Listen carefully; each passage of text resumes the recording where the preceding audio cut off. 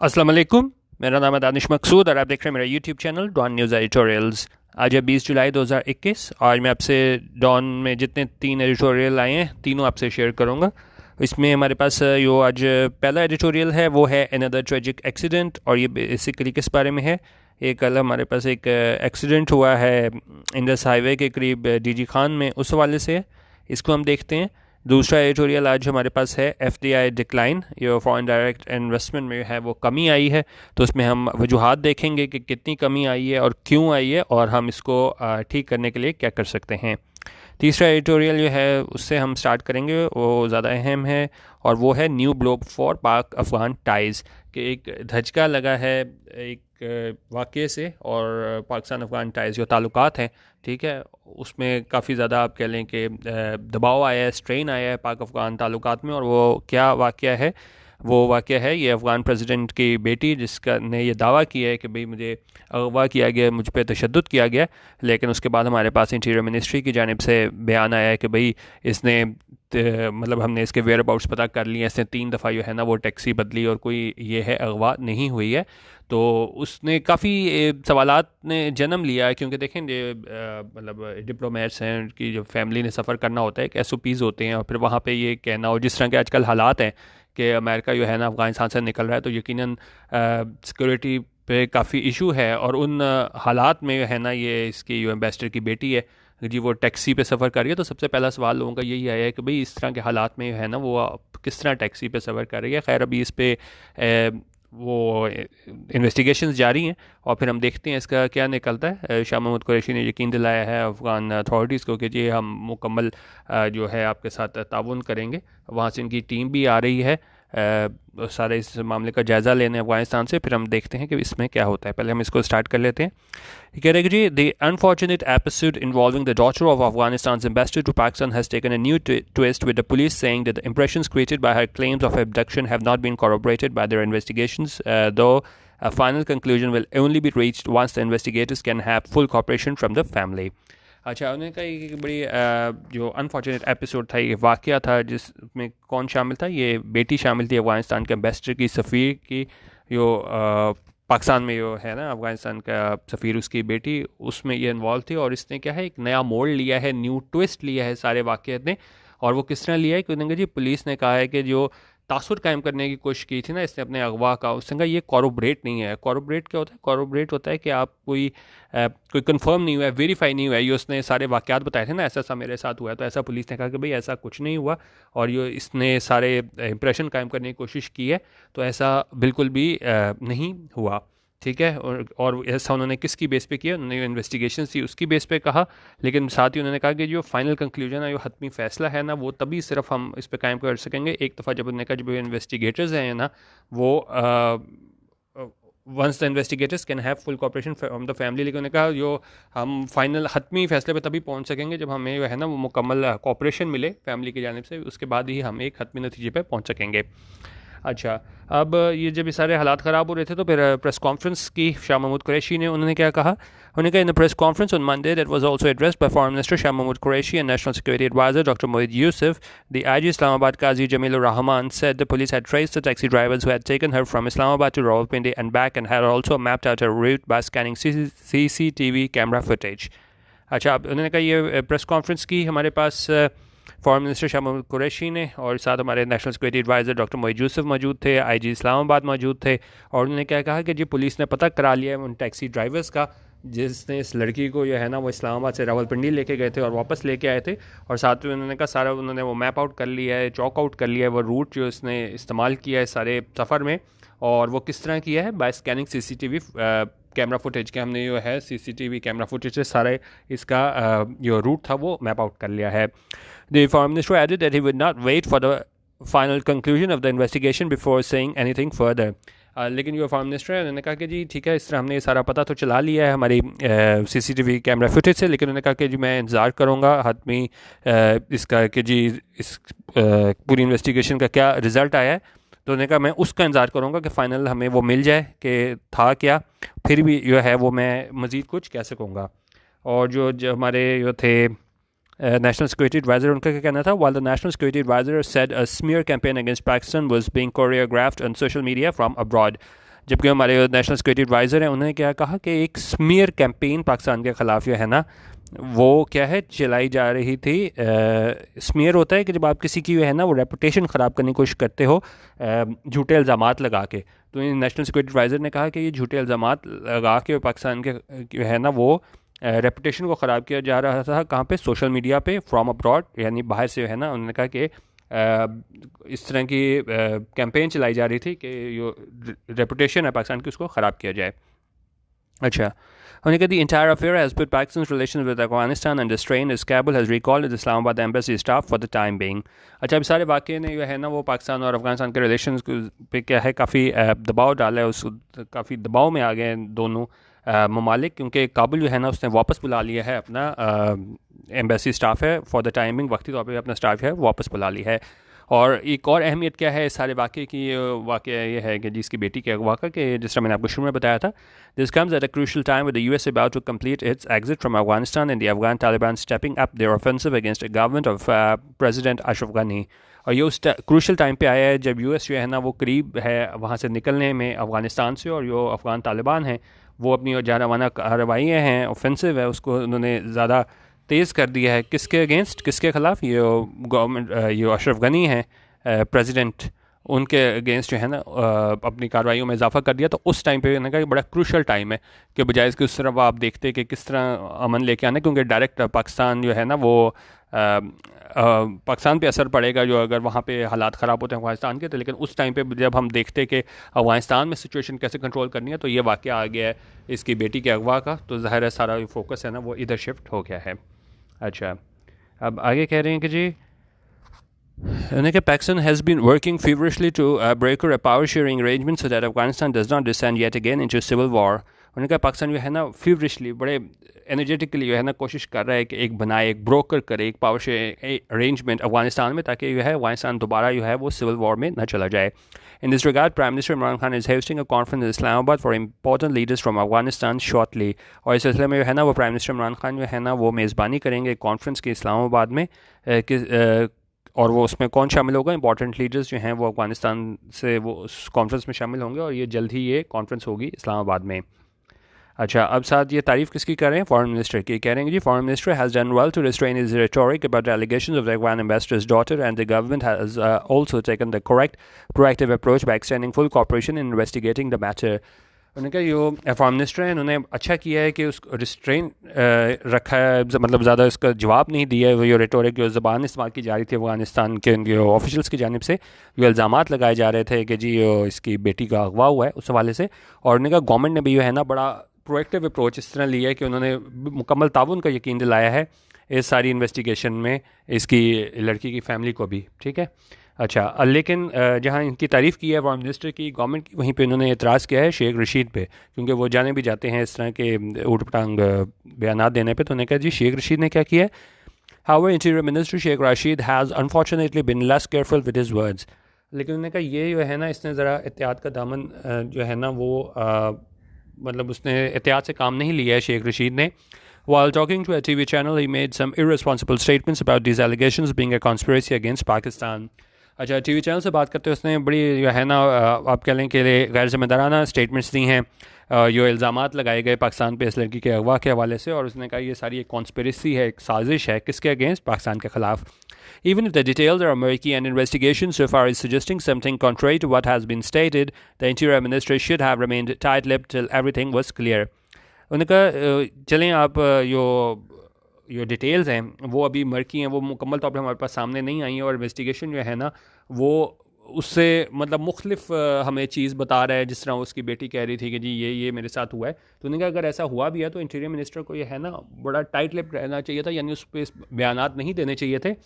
और क्या है, the interior minister should have remained tight lipped till everything was clear, जब तक जो है ना सारी चीज़ क्लियर ना हो जाए, क्योंकि अभी इन्वेस्टिगेशन हो रही है, अभी उसकी फैमिली से भी पूछा जाएगा। तो अभी आप बीच में आके आप जो है ना बयान देना स्टार्ट कर दो, तो उस पर ये एडिटोरियल तनकीद कर रहा है कि उसको चुप रहना चाहिए था शेख रशीद को।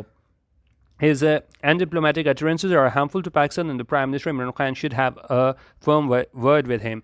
उनका ये इसकी गैर सफारती जिसके बयानात हैं ना वो इस पे नुकसान होगा इसका पाकिस्तान को और प्राइम मिनिस्टर इमरान खान को ना उन्हें का उसके साथ सख्ती से इस बारे में बात करनी चाहिए कि भाई अब इन्वेस्टिगेशन हुई नहीं है कंप्लीट, तो इस तरह के गैर जिम्मेदाराना बयानात जो है ना वो ना दो, जिससे पाकिस्तान और अफगानिस्तान के ताल्लुकात जो है ना वो मज़ीद ख़राब हो, और ख़ास तौर पर उस टाइम पर जब बहुत ज़्यादा ज़रूरत है कि हम इस तरह के उसमें तनाज़े में ना पड़ें.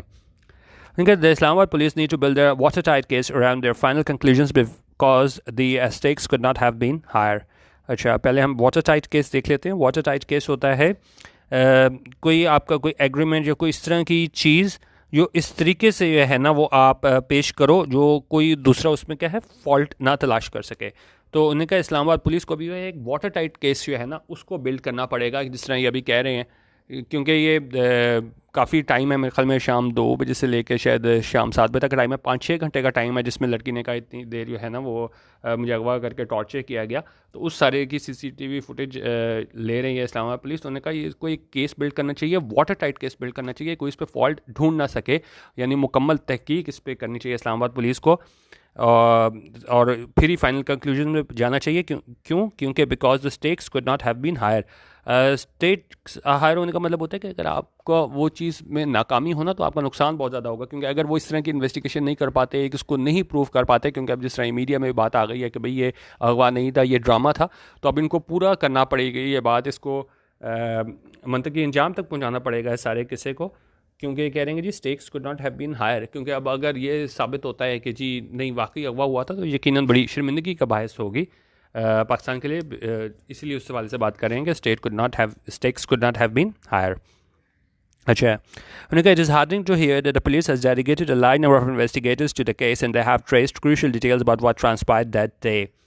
और उन्होंने कहा ये खुशाइन बात यह है कि जी पुलिस ने है ना एक डेडिकेटेड टीम, काफ़ी ज़्यादा तादाद में इन्वेस्टिगेटर्स जो है ना वो मुख्तस कर दिए इस केस के लिए, और उन्होंने ट्रेस करना स्टार्ट कर दिया, पता चलाना स्टार्ट कर दिया कि उस दिन क्या हुआ था, जब जिस दिन का ये वाक़या है जिस दिन लड़की कहती है कि जी मुझे अगवा करके तशद्दुद का निशाना बनाया गया था. The complainants should also now fully cooperate with the police so that all loose ends can be tied. उन्होंने कहा जो भी जिन लोग मतलब शिकायत कर रहे हैं कि ऐसा हुआ है तो उनको भी मुकम्मल ताउन करना चाहिए पुलिस के साथ, ताकि सारी जो आप कह लें ये इसको सुलझाया जा सके. जो भी हमारे पास ये सारा मरकी वो वाक़या ये सारा आ रहा है ना अभी, तो उन्होंने कहा अगर ये लोग करेंगे कोऑपरेट करेंगे पुलिस के साथ कंप्लेनेंट, तभी हम इसको सॉल्व कर सकेंगे सारे किस्से को. ठीक है. The Kabul government should have waited for the final investigations before taking the drastic step of recalling it's staff from Islamabad. और साथ ही कह रहे हैं जी काबुल गवर्नमेंट को भी वेट करना चाहिए था कि फाइनल इन्वेस्टिगेशंस के आने का, और फिर ही जो है ना उनको कोई ड्रास्टिक स्टेप लेना चाहिए था, क्योंकि उन्होंने पहले ही अपना जो स्टाफ है ना इस्लामाबाद से वापस बुला लिया है. It should see reason and avoid further vitiation of the situation. और उसको देखना चाहिए सारा मतलब कि एक सॉलिड आर्गूमेंट पे है ना उसको बेस करनी चाहिए बात अफ़गानिस्तान को, ताकि वो मज़ीद जो है ना वो क्या हो विशेषण ना हो, सिचुएशन की जो सूरत हाल है वो क्या है मज़ीद आप कह लें कि इसमें आप कह लें मज़ीद जो है वो ख़राब ना हो. ठीक है. और साथ कह रहे हैं this would be in both sides interest, और ये दोनों पाकिस्तान और अफगानिस्तान दोनों के इंटरेस्ट में होगा कि मज़ीद हालात ख़राब ना हो. तो बेसिकली इस पूरे एपिसोड में ये बताया गया था कि ये इसके लड़की के अगवा का वाक़या है, तो उसकी एक तो पूरी इन्वेस्टिगेशंस होनी चाहिए और फिर ये है ना वो जाके ये चीज़ क्लियर होगी. और इसमें पुलिस की भी एंड में तारीफ़ कर रहे हैं कि जी इन्होंने जो है वो डेडिकेटेड टीम बना दी और काफ़ी ज़्यादा इन्वेस्टिगेटर्स इस पर लगा दिए पीछे, ताकि इस पर जो है ना इसकी कोई हतमी रिपोर्ट आ सके. ठीक है. तो इसका ये रिपोर्ट वगैरह आएगी तो इसमें मज़ीद मैं आपसे शेयर करूँगा कि वाकई क्या ये अगवा हुई थी लड़की या नहीं. ठीक है. पहला हमारा ये हो गया न्यू ब्लो फॉर पाक अफगान टाइज. दूसरा एडिटोरियल आज हम देखते हैं वो है हमारे पास foreign direct investment. Foreign direct investment जो है ना ये होती क्या है, ये मैंने ये लिखा हुआ है, या PDF ले लीजिएगा Dawn news editorials YouTube channel से, वहाँ से पढ़ लीजिएगा. ठीक है. उसमें सारा मैंने बताया हुआ है कि क्या होती है और क्यों इसकी अहमियत होती है किसी भी मुल्क के लिए. अच्छा, बेसिकली इस एडिटोरियल में जो है ना वो इतना कुछ बताने वाला नहीं है. बेसिकली इसमें जो है ना वो आपको स्टैट्स मिलेंगे कि कितना जो है वो डिक्लाइन आया है, तो डेटा के लिए अच्छा है. इसको हम थोड़ा देख लेते हैं. उन्होंने कहा यहाँ पे हमारे पास शार्प डिक्लाइन आया है फॉरेन डायरेक्ट इन्वेस्टमेंट में, और उन्होंने कहा ये उसका आप कह लें कि जी ये क्या होना चाहिए, should be a cause of concern होना चाहिए गवर्नमेंट के लिए, गवर्नमेंट की फाइनेंशियल टीम के लिए। और यहाँ पे आगे बता रहे हैं कि कितना जो है वो हमारे पास गिरी है फॉरेन डायरेक्ट इन्वेस्टमेंट होने का। FDI inflows shrank by a hefty 29% to $1.85 billion. हमारे पास फॉरेन डायरेक्ट इन्वेस्टमेंट कहाँ तक आ गई है, 1.85 बिलियन डॉलर्स तक। और इसको हम क्या कह सकते हैं, 0.6% ऑफ GDP भी कह सकते हैं during the last fiscal from 2.6 billion है ईयर बिफोर। अगर हम ईयर ऑन ईयर कंपैरिजन करें तो पहले हमारे पास 2.6 बिलियन थी, और उसके मुकाबले में अगर हम पिछले साल करें तो वो 1.85 बिलियन हो गई, और ये क्या है 29% जो है ना वो क्या है, कमी है। ठीक है, और ये सारा हमें कहाँ से पता चला है, ये सेंट्रल बैंक डेटा है, वहाँ से हमें पता चला है। और फिर साथ कह रहे हैं कि ठीक है, इसमें हम क्या कह सकते हैं कि जी एक तो ये कोविड-19 इसका हेल्थ क्राइसिस इसका फैक्टर था, FDI में जो हमारे पास कमी आई है। और लेकिन उन्होंने कहा but blaming the pandemic alone will not help since the plunge investment is not a one of event for the country. लेकिन उन्होंने कहा ये ज़्यादा जो इल्ज़ाम देना पैंडेमिक को है ना, वो ज़्यादा मदद इस सिलसिले में नहीं करेगा। ठीक है, और यहाँ पे कह रहे हैं कि जी पाकिस्तान जो है ना has been struggling to attract long term and private capital ever since Chinese investment under the multi-billion-dollar CPEC initiative began to dry up following the completion of large power and transport infrastructure projects। अच्छा, उन्होंने कहा कि जब से हमारे ये CPEC के तहत जो हमारे थे ना ट्रांसपोर्ट और पावर इंफ्रास्ट्रक्चर प्रोजेक्ट्स वो ख़त्म हुए हैं, तो उसके बाद से जो है ना बड़ी हमें मुश्किलात का सामना है फॉरेन डायरेक्ट इन्वेस्टमेंट को मज़ीद लेके आना, क्योंकि जब तक तो हमारे पास CPEC के वो चल रहे थे तो हमारे पास FDI काफ़ी आ रही थी। अच्छा, और उसमें क्या कह रहे हैं कि जी अच्छा, और कह रहे हैं कि जी in fact China still remains the largest investor in Pakistan according to State Bank data. लेकिन उन्होंने कहा ये CPEC के ख़त्म होने के बाद भी चाइना अभी भी जो है ना वो लार्जेस्ट इन्वेस्टर है पाकिस्तान में। और उन्होंने कहा in spite of decrease in inflows from its companies and banks, बावजूद इसके जो कमी आई है इसके FDI की CPEC के जो प्रोजेक्ट्स ख़त्म हुए हैं उसके बाद, लेकिन उनका फिर भी अभी जो चाइना है ना वो अभी भी है लार्जेस्ट इन्वेस्टर पाकिस्तान में। अच्छा, और बाकी अगर हम वेस्टर्न इकॉनमीज़ की बात करें तो the investment inflows from western economies to Pakistan have nevertheless decline more drastically despite decades of trade and political relations with the US and the European nations. उन्होंने कहा इनके US और यूरोपियन नेशंस के ताल्लुकात के बावजूद अगर हम दूसरी वेस्टर्न इकॉनमीज़ देखें ना तो वहाँ से जो है FDI में क्या है यकीनन कमी आई है। और फिर अभी रीजंस बता रहे हैं कि क्यों FDI में हमारे पास कमी आई है। उसमें रीजंस क्या हैं, एक तो हमारे पास ये थ्रेट ऑफ टेररिज्म है, मैक्रो इकनॉमिक इंस्टेबिलिटी है, पॉलिटिकल वॉलेटिलिटी है, एनर्जी शॉर्टेजेस एक्सेट्रा, ये सारे रीजंस इन्होंने दिए हैं कि जिसकी वजह से FDI में जो है ना वो कमी आई है। और इसने क्या किया है, have kept foreign investors from bringing money into Pakistan in the past. तो इस वजह से है ना वो फॉरेन जो इन्वेस्टर्स हैं वो क्या है यहाँ पे अपने पैसे नहीं लगाते। अच्छा, अब उन्होंने कहा जी लेकिन एक और जो मेजर फैक्टर है जिसकी वजह से फॉरेन इन्वेस्टर्स जो है ना वो नहीं यहाँ पे आते, उस वो है lack of integration with regional and global economy as well as inconsistent economic policy. ठीक है, जो हमारी इनकन्सिस्टेंट माशी पॉलिसीज़ हैं वो भी एक वजह है कि हमारे पास यहाँ पे फॉरेन डायरेक्ट इन्वेस्टमेंट नहीं आती। अच्छा, और एक और उन्होंने कहा ये डिक्रीजिंग वॉल्यूम है FDI का from the countries traditional trade and economic partners also reflective of decline in political ties with the west. तो उन्होंने कहा ये भी हमें बताता है, ये रिफ्लेक्टिव है उस डिक्लाइन का जो हमारे पॉलिटिकल टाइज जो ताल्लुकात हैं किसके साथ, वेस्ट के, उसकी वजह से भी हमें पता चलता है कि हमारी FDI जो है वो क्या है कम हो रही है। अच्छा, अब उसको आगे इसमें किस चीज़ से कंपैरिजन कर रहे हैं ये देखते हैं। करेंगे जी we have seen FDI inflows to Pakistan decrease over the past 2 decades. तो उन्होंने कहा हमारे 20 सालों में अगर हम बात करें तो FDI इन्फ्लोज हमारे यहाँ तो कम हुए हैं, लेकिन अगर हम देखें ना ग्लोबल ट्रेंड, वहाँ पे क्या है, global trend of investors rushing to developing countries like Bangladesh, Vietnam etcetera. कि पाकिस्तान में तो 20 सालों से FDI में कमी आई है, लेकिन अगर हम दूसरे डेवलपिंग कंट्रीज़ देखें बांग्लादेश और वियतनाम, तो वहाँ पे क्या हुआ है, दी FDI इन्फ्लोज वहाँ पे जो है मतलब लोग जो हैं वेस्टर्न वो कंट्रीज़ वो वहाँ पे डेवलपिंग वहाँ पे गए हैं बांग्लादेश और वियतनाम में। ठीक है, तो कंपैरिजन कर रहे हैं कि पाकिस्तान जो है ना वहाँ पे कमी हुई है, लेकिन अगर हम साथ बांग्लादेश और वियतनाम में देखें तो वहाँ पे वेस्टर्न जो हैं ममालिक वो वहाँ पे गए हैं अपने इन्वेस्टमेंट लेके।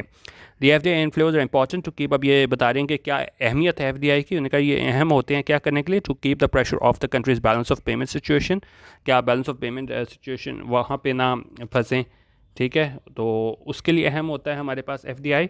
और क्या होता है ये आप प्लग कर सकते हो, ये कम होते हैं ये central banks foreign exchange reserves by strengthening the financial account of the state bank. तो ये सारी चीज़ें हैं ना वो आप कर सकते हो अगर आपके पास फॉरेन डायरेक्ट इन्वेस्टमेंट हो, ठीक है। और इसका और क्या फ़ायदा होता है हमारे पास, और इसमें ये होता है कि जी besides FDI encourages technology transfer, एक ये टेक्नोलॉजी ट्रांसफ़र होती है FDI से, इम्प्रूव्स बिजनेस मैनेजमेंट, एक ये फ़ायदा होता है हमारे पास टेक्नोलॉजी ट्रांसफ़र का। दूसरा ये इम्प्रूव करता है बिजनेस मैनेजमेंट को, प्रैक्टिसेस को, and brings competition in the market, और क्या है, कंपटीशन लेके आता है मार्केट में। For an economy the size of Pakistan how difficult would it be to attract FDI। अभी सवाल पूछा है कि भाई कितना मुश्किल होगा पाकिस्तान के लिए कि इसको FDI जो है ना यहाँ पे आप लेके आ सको। Yet we can hardly expect foreign investors to bring their money to Pakistan unless we consistently pursue investment friendly economic policies and become part of the global supply chain. तो अब ये पूछा है कि क्या मतलब कितना मुश्किल होगा पाकिस्तान को कि FDI यहाँ पे आए, तो उन्होंने कहा ये हम जो है नहीं एक्सपेक्ट कर सकते फॉरेन इन्वेस्टर्स को कि वो अपने पैसे पाकिस्तान लेके आएँ जब तक जो है ना वो हम इन्वेस्टमेंट फ्रेंडली माशी पॉलिसीज़ नहीं बनाते और हिस्सा नहीं बन जाते इस ग्लोबल सप्लाई चेन का। उनका तब तक बड़ा मुश्किल है कि वो फॉरेन डायरेक्ट इन्वेस्टमेंट जो है ना वो पाकिस्तान में आए, ठीक है। तो ये उस हवाले से था। ये आप मेन चीज़ इसमें आप ये याद रख लीजिएगा कि ईयर ऑन ईयर अगर हम कंपैरिजन करें तो हमारे पास $2.6 बिलियन से जो है ना, $2.6 बिलियन से ये कहाँ पे आ गई हमारे पास, $1.85 बिलियन पे आ गई हमारी FDI ईयर ऑन ईयर अगर कंपैरिजन करें। और ये कितना है, 29%, एक मिनट पेन मेरे ख्याल में शायद ख़राब हो गया, 29% क्या है, डिक्रीज़ है हमारे पास, ठीक है। तो ये आप इसमें फ़िगर आप याद रख लीजिएगा कि ये सेंट्रल बैंक का डेटा है हमारे पास, ठीक है। तो इतनी हमारी जो फॉरेन डायरेक्ट इन्वेस्टमेंट पे है उसकी कमी हो गई है। आज का हमारा तीसरा एडिटोरियल वो है अनदर ट्रेजिक एक्सीडेंट। अच्छा, अब इसमें उन्होंने क्या बताया है कि उन्होंने कहा कि जो हमारे पास मुख्तलिफ एक्सीडेंट होते रहते हैं, लेकिन क्या है जो एक आप कह लें ना जिस तरह की स्टेटमेंट्स दी जाती हैं ऑफिशियल्स की जानिब से, रस्मी किस्म की स्टेटमेंट्स, क्लीशे टाइप स्टेटमेंट्स वो दे दी जाती हैं, लेकिन क्या है उसका कोई इदराक नहीं किया जाता। तो उन्होंने उसी वाले से बात करें कि उन्होंने कहा तकरीबन हर हफ्ते ही, अगर हम मतलब हम ये ना कहें कि हर दिन, लेकिन क्या है हर हफ्ते ही हमें जो है ना न्यूज़पेपर्स में हमें देखने को मिलती हैं कोई रेल और रोड एक्सीडेंट्स की न्यूज़ देखने को मिलती हैं। और उन्होंने कहा अभी इस बात को है ना तकरीबन महीना जो है वो हुआ होगा कि जब ये 65 लोग थे ना वो इसमें ये अपनी जानों से हाथ धो बैठे थे। 65 लोग कहाँ पे, ये हमारे पास जो इसका ट्रेन का हादसा हुआ था रोहड़ी में, ठीक है। लेकिन अब एक और वाक़या हमारे पास हुआ है कि जिसमें 30 लोग जो हैं ना, अब एटलीस्ट 30 लाइव्स वर कट शॉर्ट के 30 लोग जो हैं वो जाँ बहक हुए हैं और 40 लोग जो हैं ना वो क्या हैं बुरी तरह ज़ख्मी हुए हैं। और ये कहाँ हुए हैं, ये यहाँ पे हमारे पास एक एक्सीडेंट हुआ था कहाँ पे, इंडस हाईवे पे, और ये कहाँ पे है, नियर DG खान, ठीक है। तो वहाँ पे बता रहे हैं कि इतनी कीमती जानों का ज़या हुआ। और ये बस कहाँ जा रही थी, ये बस जा रही थी राजनपुर जा रही थी सियालकोट से, और ये क्या है, most likely transporting blue collar workers. अच्छा, अब इसमें अहम पहलू क्या है कि ये मतलब लोग जो थे वो ब्लू कॉलर वर्कर्स थे। ब्लू कॉलर वर्कर्स कौन से होते हैं? Blue collar worker is a working class person who performs manual labour, ठीक है। बिल्कुल लेबर क्लास के लोग होते हैं ना, बड़े गरीब किस्म के लोग होते हैं, मजदूर टाइप तबका, तो वो लोग जा रहे थे उस टाइम पे। और क्या है, and their families home for the Eid ul Azha break, ठीक है। ईद उल अज़हा की छुट्टियों में ये लोग जा रहे थे। और इन मई में क्या हुआ था, एक और ये मई में हुआ था कि 13 पैसेंजर्स पेरिश्ड व्हेन अ बस ओवरटर्न नियर रोहड़ी इन सिंध, और तब 13 पैसेंजर्स की जान गई थी जब ये बस ओवरटर्न हुई थी रोहड़ी में, सिंध में। और फिर एक और एग्जांपल दे रहे हैं, अप्रैल में क्या हुआ था कि 12 पैसेंजर्स की डेथ हुई थी और 20 ज़ख्मी हुए थे जब दो व्हीकल्स की टक्कर हुई कहाँ पे, Mehran national highway near Kot DG in Sindh, ठीक है। तो ये वाक़यात बता रहे हैं कि कौन कौन से कितने हमारे मतलब हर महीने हमें कोई ना कोई वाक़यात देखने को मिलते हैं जिसमें कीमती जानों का ज़या होता है। लेकिन अब इसमें आगे क्या बता रहे हैं, उन्होंने कहा अगर हम कल के सिर्फ एक्सीडेंट की बात करें ये DG खान वाले की, तो उन्होंने कहा कि अगरचे वो पंजाब के चीफ मिनिस्टर हैं उस्मान बुज़दार, उन्होंने कहा है कि जी हम इंक्वायरी करेंगे और उन तमाम लोगों को जो है ना वो सज़ा देंगे जो कि रिस्पॉन्सिबल हैं। लेकिन उन्होंने कहा है कि लेकिन ये इस बात का इम्कान नहीं है कि हमें कुछ तब्दीली देखने को मिलेगी जिस तरीके से जो है ऑफिशियल जो है ना वो इस तरह के एक्सीडेंट्स को देखते हैं। और उन्होंने कहा इतनी ज़्यादा पहले भी हो, जितने भी जिस तरह वाक़यात ऊपर बताए हैं, तो उनकी भी इंक्वायरीज़ हैं ना वो इसी तरह पड़ी हुई हैं, फॉरगॉटन, यानी बिल्कुल लोग भूल गए हैं उस बारे में. With such a high ratio of totally preventable road crashes, one wonders what it will take for the authorities to awaken from their stupor and take steps to regulate the transport business, including interprovincial travel, and crack down on owners of run-down dangerous vehicles and inexperienced and careless drivers. अच्छा, अब ये कह रहे हैं कि जी ये इतनी ये ज़्यादा रेशो है हमारे पास कि ये उन एक्सीडेंट्स की जो प्रिवेंटेबल हैं, जिनको रोका जा सकता है, तो मतलब हम सिर्फ सोच ही सकते हैं कि क्या अथॉरिटीज़ जो है ना वो कब जागेंगी अपने किससे स्टूपर से. स्टूपर्स होता है बिल्कुल ही आप जो हो ना आप बिल्कुल ही आप इसको कह लो स्टेट ऑफ नियर अनकॉन्शियसनेस और इनसेंसिबिलिटी. ठीक है, तो अब उन्होंने कहा कि कब ये अथॉरिटीज़ अपने स्टूपर से जागेंगी, वाकई कुछ सीरियसली कुछ करेंगे और क्या स्टेप्स लेंगे इस रेगुलेट करने के लिए ट्रांसपोर्ट बिजनेस को, इंक्लूडिंग इंटर प्रोविंशियल ट्रैवल, और क्या है क्रैक डाउन करेंगे ऑन ओनर्स, कि उनके खिलाफ कार्रवाई करेंगे उन ओनर्स पे जो रन डाउन डेंजरस व्हीकल्स चला रहे हैं, डेलिबरेटेड, जो बिल्कुल जिनकी ख़राब हालत है, वो उस तरह के व्हीकल्स चला रहे हैं, एंड एक्सपीरियंस्ड केयरलेस ड्राइवर्स, और कब वो एक्शन लेंगे इन एक्सपीरियंस ना तजर्बाकार केयरलेस ड्राइवर्स के against. Such circumstances are no less than a recipe for disaster. उन्होंने कहा ये इस तरह की चीज़ें हैं कि जो आप गाड़ियाँ हैं वो ठीक हालत में नहीं होंगी, इनएक्सपीरियंस्ड केयरलेस ड्राइवर्स होंगे, तो ये जो है यकीनन ये एक रेसिपी फॉर डिजास्टर है, यानी कि इसका नतीजा कोई अच्छा नहीं निकलेगा. Mere expressions of sympathy by those in authority are not enough to assuage the grief of the victims' families. अच्छा, अब ये कह रहे हैं कि जी सिर्फ अफसोस का इजहार कर देना ही है ना वो कम नहीं करेगा गम को जो विक्टिम्स फैमिलीज़ हैं, कि आप ठीक है वो एक रस्मी जुमले आप बोल के चले जाओ, तो उन्होंने कहा ये काफ़ी नहीं होगा. वन होप्स मतलब हम उम्मीद ही कर सकते हैं that in this case and in other instances the government goes beyond superficial measures. तो उन्होंने कहा हम सिर्फ उम्मीद कर सकते हैं गवर्नमेंट जाएगी बिहाइंड सुपरफिशियल मैयर्स. सुपरफिशियल होते हैं कि बस ठीक है ज़ाहरी तौर पे आप ये स्टेप्स ले दोगे, जी हम कार्रवाई करेंगे, हम इंक्वायरी कर रहे हैं, हम सख्त सज़ा देंगे, तो ये क्या है सुपरफिशियल मैयर्स हैं. लेकिन कह रहे हैं कि उम्मीद हम कर सकते हैं कि इस दफ़ा गवर्नमेंट जो है ना वो बियॉन्ड सुपरफिशियल मैयर्स जाएगी. और एंड यूजुअल प्लेटिट्यूड्स क्या होता है कि आप जो हो जिस तरह क्लूशे आज रिमार्क और statement, especially one with a moral content that has been used too often to be interesting और थॉटफुल, कि एक ही आप वो दिए जाओ ना बयान, कोई भी हादसा हो जाए तो जिस तरह लोग उसी तरह टिक्का चलाते हैं कि जी मजम्मत की है, हम जो ज़िम्मेदार हैं उनको पकड़ेंगे. तो उन्होंने कहा है कि इस तरह हम उम्मीद कर सकते हैं कि हम बियॉन्ड सुपरफिशियल मैयर्स जाएगी गवर्नमेंट, और क्या है ये एंड यूजुअल प्लेटिट्यूड्स, ये रस्मी जुमले होते हैं, इनसे हट के जाएगी और वाकई जो है ना वो इम्प्रूव करेगी travel safety in the country, ताकि इस तरह के हादसात को रोका जाए. The reason why its current lackadaisical approach is not witnessed in any country that values its citizens is that the authorities follow up on investigations and has role once responsibility for a tragedy has been fixed. The reason why its current lackadaisical approach, उन्हें कहा ये lackadaisical approach है. lackadaisical approach कौन सी होती है? ये ऐसी approach होती है जब आप जो हो मतलब सीरियस नहीं होते, बड़ा लैकलस्टर अप्रोच होती है आपकी ना, मतलब वाकई आप इस चीज़ में सीरियस नहीं होते क्योंकि आप जो है वाकई सज़ा दो उन लोगों को जो इस तरह के उसमें मुलव्वस हैं, जिस तरह ये एक्सपीरियंस ड्राइवर्स हैं और इस तरह की गाड़ियाँ चला रहे हैं जो कि ठीक नहीं है.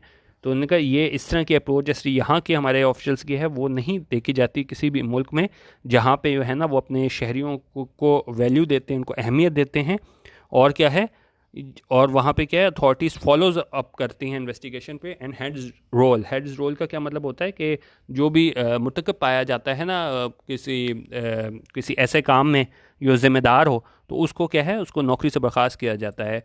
Once responsibility for a tragedy has been fix. तो उन्होंने कहा दूसरे ममालिक में जहाँ पे रिस्पॉन्सिबिलिटी फ़िक्स की जाती है, जहाँ पता चल जाता है कि भाई ये बंदा ज़िम्मेदार है, तो वहाँ पे क्या है हेड रोल होते हैं, यानी कि वहाँ पे उनको नौकरी से बर्खास्त किया जाता है. लेकिन उन्होंने कहा जो हमारी लैकडाइसिकल अप्रोच है ना वो नहीं देखी जाती दूसरे ममालिक में जहाँ वाकई ज़िम्मेदारों का तयन करके उन्हें सज़ा दी जाती है. तो बेसिकली जो अप्रोच है हमारी ये लैकडाइसिकल अप्रोच, इस पे बात कर रहे थे कि ये बदलनी होगी हमारे गवर्नमेंट ऑफिशल्स को, फिर ही जो है वो हम क्या है कुछ कर सकेंगे. सिर्फ आप इस तरह तो हर महीने हादसा होता रहेगा और आज ये बड़ा हम मजम्मत करते हैं, हम दुख में बराबर के शरीक हैं, और इस तरह के बयानात से जो है ना इस तरह के प्लेटिट्यूड से सुपरफिशियल मैयर्स से कोई फ़ायदा नहीं है.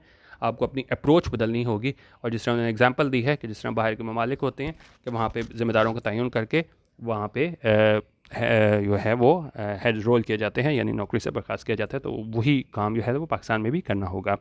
ठीक है, तो आज तीनों एडिटोरियल मैंने कराए थे।